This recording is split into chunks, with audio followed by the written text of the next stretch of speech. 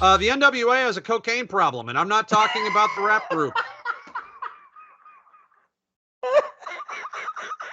That's a good transition. Hey, Thank you. guys. I was pretty proud of that. Hey, the NWA is, I believe, owned by Billy Corgan from Of Smashing Smashing Pumpkins, Pumpkins I fame, yeah. think, from the '90s. Good band, by the way. I'm not sure about a promoter, but at least he likes what he does. Hey, so anyway, the NWA, the National Wrestling Alliance, which he now, What's left of it. I guess he owns. I'm not really sure what He the bought like the title. name and like some of, yeah, it's a I far don't know. cry from the glory days of the 80s, but he owns a version of the current Well, IP, I guess. he owns what's broadcast Yes. somewhere. So Yeah. I think the CW or is broadcasting them in some way in a subsidiary or what have you. Anyway, this is what I wanted to talk about just real quick. Just to get a real, because you guys out there have said in the last few weeks, as we're in a gestation period, possibly there's things going on you guys might or might not know about, that we are doing things that we're getting a lot more feedback than usual, that a lot of you really like wrestling topics, even if you're not wrestling fans. So the interesting part is this is a topic I thought, shit, let's at least give 5 minutes to this damn thing. There was an episode in the NWA, the National Wrestling Alliance, whatever the fuck it is that Billy Corgan now owns, I guess, that did a spot or did a little part of their episode It was a pay-per-view where broadcast. it was a pay-per-view where Yes. there is a character, I guess, known as Father James Mitchell, who I believe is sort of like a Anton LaVey type He's like person. a cult leader. I had seen him Right. when he was with TNA / Impact Wrestling. He's a great talker. He used to Sure. manage Abyss, is how I was familiar with him. But so yeah, he's like the sleazy cult leader-ish type. Okay. Well, if you guys know about the Satanic Church, which I love, by the way, that was originated by Anton LaVey. That's what it reminds me of. This guy, this character is making a wrestling version of Anton LaVey. He looks like him. He styled himself like him. He's a cult leader like him. It's just he's a good performer. I'm not saying he's a shitty performer, but it's very obvious he stole his whole gimmick from Anton LaVey's Satanic Church. So that's what he's doing here. Anyway, there was a spot on this pay per view where he was surrounded by scantily clad women. Hey, good on you, James. Good on you. And also a lot of highly energetic wrestlers.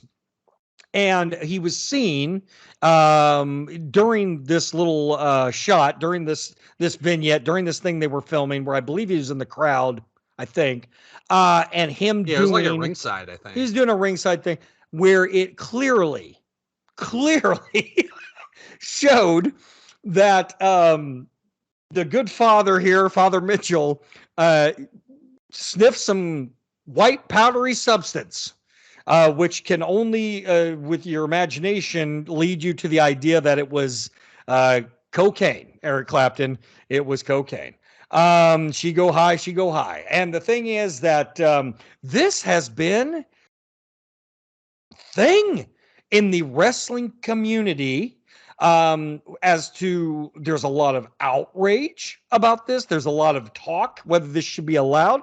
The CW apparently is having conversation with Corgan team, which probably is him and maybe a secretary, and they're very Here's upset by this. So I just wanted to bring this up, Dave.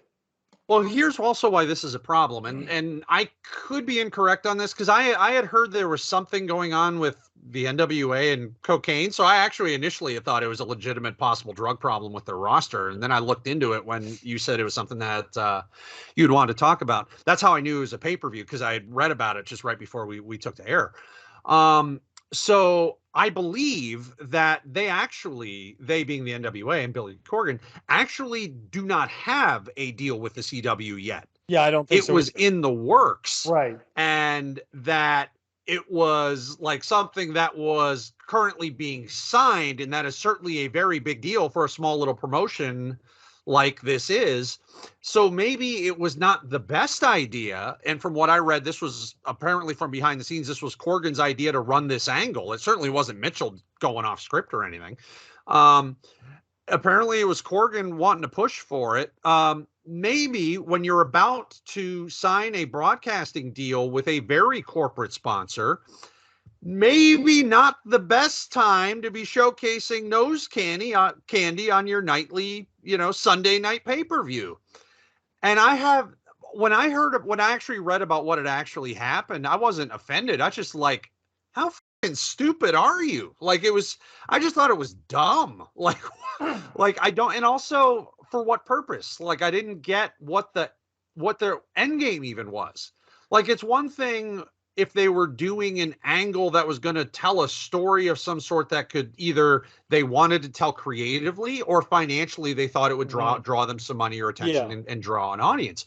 But this did none of that, and it wasn't anticipated to have done any of that. So I mean, I'm assuming Corgan did it because he thought it would get social media attention, and I mean, yeah, it certainly did.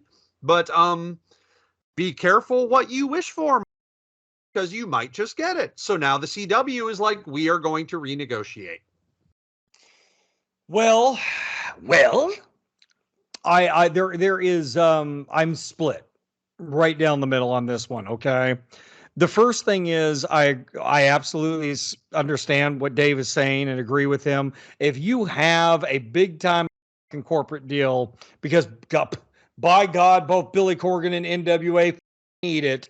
If there is a distribution of some sorts to the level of the CW that is thinking about making you their flagship reality wrestling program thing, then you need to get that fucking signed. But, well, here's the Jason Bailey and the fucking thing, okay? A few weeks ago, maybe less than a month ago, NWA came out with something. I don't know if it was the pay-per-view last or it was an episode that they aired. Brother Steve Lima, you need to chime in on this, because out of all the people I keep in contact with, you're the one that watches the NWA more than any of us, okay? You need to let me know and set me straight here, pal. But they came on something. I don't know if it was just aired on the internet or where the it was, but they said the guy, one of the head honchos, came into the ring and actually said the NWA is back. They use those words, is back, okay, as a quote. That's not a Jason paraphrase. They said those words. And the audience, hold on, Dave, and the audience popped. The audience popped. It was like our balls have dropped, okay? And it was almost like Corgan had given the directive as to enough of this shit, yo. Let everybody else have this. We're going to do our version of, and Dave cannot put this away, the greatest time in the wrestling fans' love of our sport is the Attitude Era. And there's some crazy shit. I think that Corgan almost is looking at it like, we will bring some kind of neo Attitude Era to the NWA, and this is what's going to save us. Now, he did give the directive for this cocaine spot, which is hysterical. It's hard for me to even say it without dying laughing. A cocaine spot, okay? And in the 80s, you wouldn't have had to plan it. Just put a camera backstage. What's Greg the Hammer Valentine doing? Pull that back. It's obvious he likes pixie sticks. But the interesting part was that they put this in, and if the whole thing was, as Dave said, is to get media, mission accomplished. I don't think anyone's talked about the NWA like this in years.